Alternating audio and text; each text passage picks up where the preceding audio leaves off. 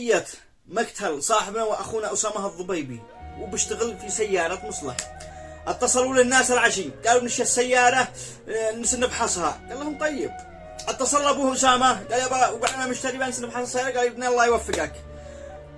سار أسامة الضبيبي إلى منطقة شملان بالضبط، قالوا إلى عند جامع البركة، ولم يكن يعلم بأن هناك وحش بشري باين حياته.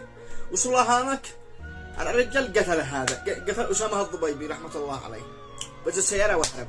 الناس بسروا قتل أسامة، بلغوا، نزل أمن، نشكر أمن شملان الذي نزل وجمعوا الاستدلالات والتحريات، أهم شيء وزقوا القاتل.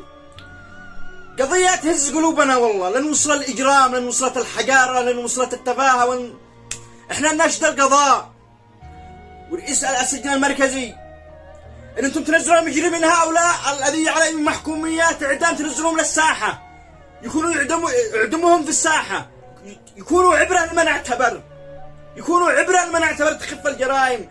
ايش هؤلاء من عندهم من قلب وحش بشري؟ ولا احنا مطلبنا القصاص، يكون عبرة لمن يعتبر، وعدموا والدي هذا السفاح امام الرأي العام، يكون عبرة لمن اعتبر هو ومن امثاله، هو ومن امثاله. هؤلاء المجرمين الذين لا يخافوا الله ولا يخافوا رسوله ولا عندهم ضمير ولا عندهم انسانية، نزع الله من قلوبهم الرحمة. حسبي الله ونعم الوكيل.